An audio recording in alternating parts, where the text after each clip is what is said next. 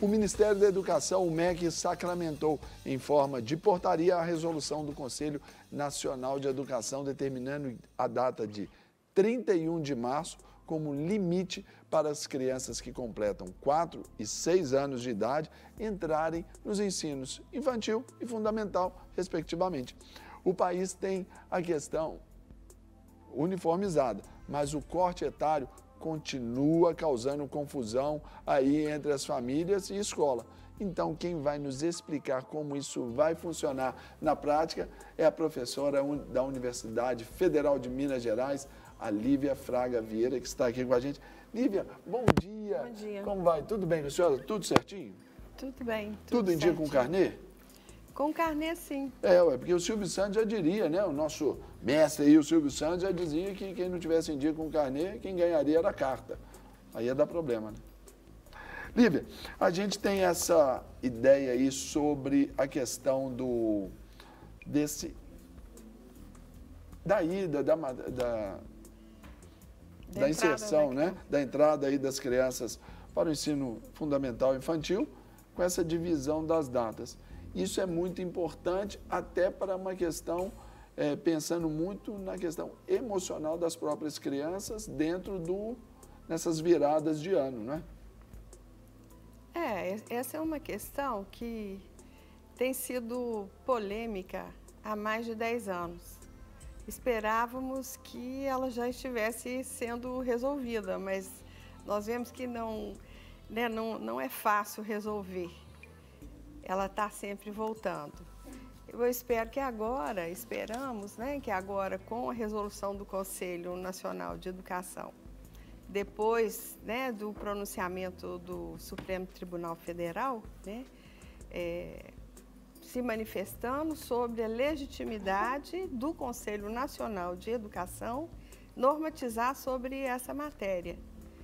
Então, eu espero que e muitas pessoas no Brasil, que essa questão vá se resolvendo nesse momento que é de transição, né? A regulamentação do Conselho, ela é de outubro do ano passado, então várias escolas, redes de ensino municipal, estadual, já tinham feito o cadastro escolar. Então, esse ano de 2019 é um ano de transição, né? Quer dizer, quem já estava matriculado, né? A criança que já estava matriculado antes, né? Com 5 anos no ensino fundamental, ela vai continuar. Não tem sentido repetir o ano, né? Reter a criança. Mas daqui para frente, as próximas entradas devem obedecer a essa determinação. Dentro dessa determinação, o que muda? Porque antes não era essa data de 31 de março. De março, não era. Ela tinha uma outra data, não é? Era mais para o meio do ano, não é assim? A questão da data, historicamente, né, se nós formos ver desde a legislação, porque antes o ensino primário, que a gente chamava ensino primário, né, que era de duração de 4 anos no Brasil, antes dos anos 70, porque depois o ensino primário passou a ser chamado de ensino de primeiro grau, aí passa a ser de duração de 8 anos, né? Porque ajunta o primário com o ginásio, o antigo ginásio, muita gente deve lembrar disso, e depois tinha o secundário, que hoje a gente chama de ensino médio. Tradicionalmente, agora é ensino médio. Tradicionalmente, as crianças entravam com esse corte do 31 de março. Se em geral era esse, para entrar no primário. Com a mudança, e as crianças entravam com 7 anos de idade, né, no ensino fundamental. Com a mudança em 2006, 2005, que colocou a criança de 6 anos, né, a inserção da criança de 6 anos no ensino fundamental, numa lei e depois numa emenda constitucional 53 de 2006, a criança de 6 anos, ela entra no ensino fundamental. A partir daí, a polêmica se instaura, né? Porque houve diferentes interpretações do que era esses 6 anos, né?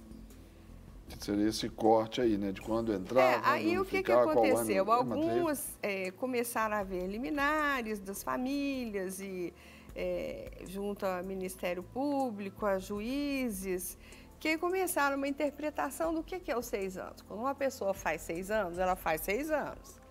Então, entrada nos 6 anos, aí que você teve redes de ensino e propostas de que os 6 anos poderia ser completado até 31 de dezembro. Ou seja, a criança tinha 5 anos, né, em janeiro, e ela só ia fazer 6 anos em dezembro. Então, você tinha esse tipo de interpretação. Então, na verdade, nós estávamos ocorrendo um processo de antecipação de escolaridade. E eu posso falar por mim, numa experiência pessoal, Lívia, que, por exemplo, meu filho é de setembro. E então, ele teria que entrar no ano. E aí, depois, assim, por causa do seu desenvolvimento ali, cognitivo e tudo, tomamos a decisão, que nos arrependemos dela hoje, de tê-lo adiantado. E foi assim, não tivemos grandes problemas porque nós acompanhamos muito de perto, tivemos acompanhamento profissional, psicológico e tudo, com ele e tudo, exatamente para administrar, por causa do seu desenvolvimento cognitivo, que é altíssimo. Aí, então, entendi, vamos adiantar aqui, então não adianta, não, para que vai ficar aqui? Mas aí é um problema da escola, não seria nosso, entre aspas, né? E hoje nós vimos aí que seria melhor se a gente tivesse mantido ele junto com Aí eu vou te entrevistar, né? Por que seria melhor?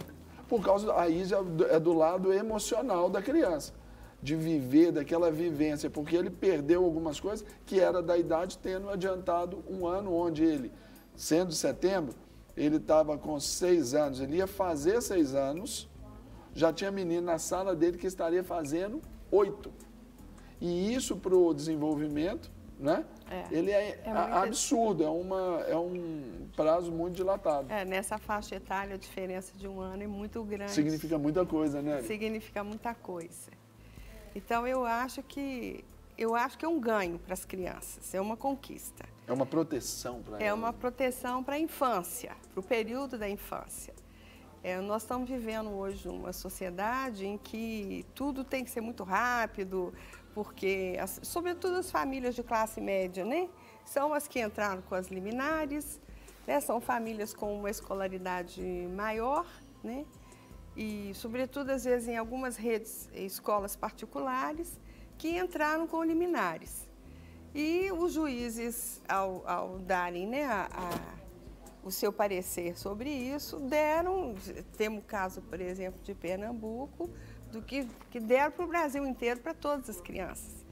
Então, algumas famílias, de algumas crianças, exatamente, de algumas crianças que frequentavam escolas particulares, e isso começou a valer para o Brasil inteiro, para todas as crianças, sem ser uma demanda de todas as famílias, né? Então, e sem a possibilidade de cumprimento para todas as famílias.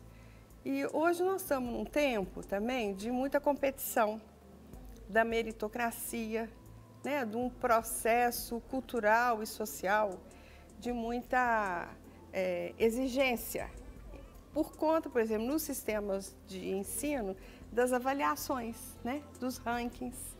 Então, assim, nós temos que ter uma avaliação, uma educação, que as crianças têm que ter um desempenho, que as famílias querem que as crianças tenham logo um desempenho e, com isso, você diminui o tempo da infância. Por que não aumenta? Hoje as pessoas estão vivendo mais. Verdade. Aí nós temos que colocar a rapidez na infância. Acelerar uma esse questão, processo, né? Acelerar. Como eu digo, é amadurecer ali no carbureto, né? Exatamente. Forçado esse amadurecimento. Agora, Lívia, vamos assistir um depoimento sobre essa decisão do MEC aí. Então, produção, coloca, por favor. Oi, meu nome é Isabela e eu acredito que a decisão do MEC foi acertada, porque é preciso definir uma data de corte e mantê-la. É importante que haja uma diferença de idade, que não exista uma diferença de idade de mais de um ano entre os alunos da mesma turma. É preciso que seja um pouco mais homogêneo em relação à faixa etária. até para não prejudicar o aprendizado deles, porque a maturidade é diferente, né? 1 ano de idade de uma criança faz muita diferença em relação à maturidade. E, ao mesmo tempo, é bem coerente que as crianças que já estavam matriculadas, elas possam seguir com a sua turma, que elas não fiquem retidas, porque elas já estavam num processo ali de aprendizagem, mesmo que fossem mais novas, né? É justo que elas tenham a chance de continuar na turma que elas já estavam. Desde que elas estejam acompanhando bem, claro, e consigam seguir, e aprender e absorver o aprendizado junto com seus colegas. Muito bom. Lívia, dentro desse depoimento ali, é basicamente aquilo que nós construímos aqui no nosso bate-papo, né? Sabendo que, perdão, o tempo ali de 1 ano para uma criança é muita coisa, é um desenvolvimento, é muita coisa que acontece.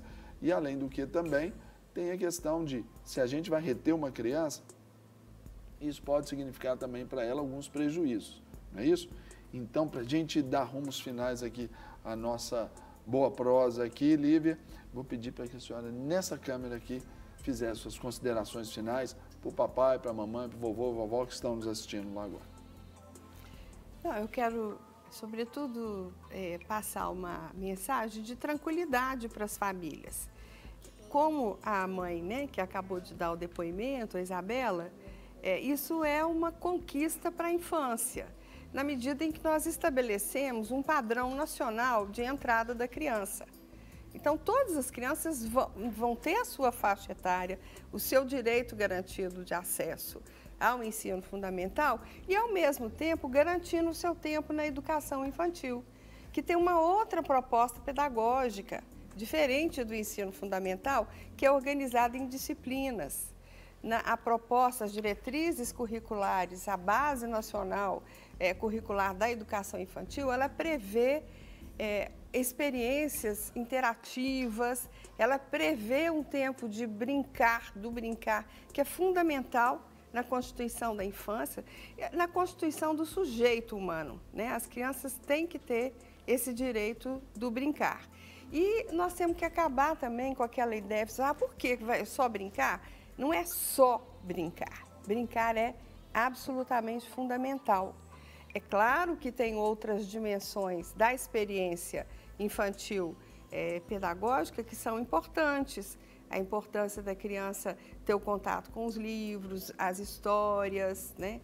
Ter contato com os números, com projetos, com a questão do ambiente, enfim. Mas tudo isso feito de uma forma, de uma pedagogia integrada, não disciplinar. E isso é a proposta da educação infantil. É isso aí, gente. Eu conversei aqui com a Lívia Fraga Vieira, que é professora na UFMG, e ela veio nos falar exatamente sobre essa condição de a entrada do ingresso ali das crianças no ensino fundamental e, claro, na educação infantil. Não quer ficar um segundo por fora da nossa programação? Agora você pode nos acompanhar através das plataformas digitais. Não perca tempo. Acesse, curta e siga-nos. Fique por dentro de tudo o que acontece por aqui. Rede Super, inspirando você.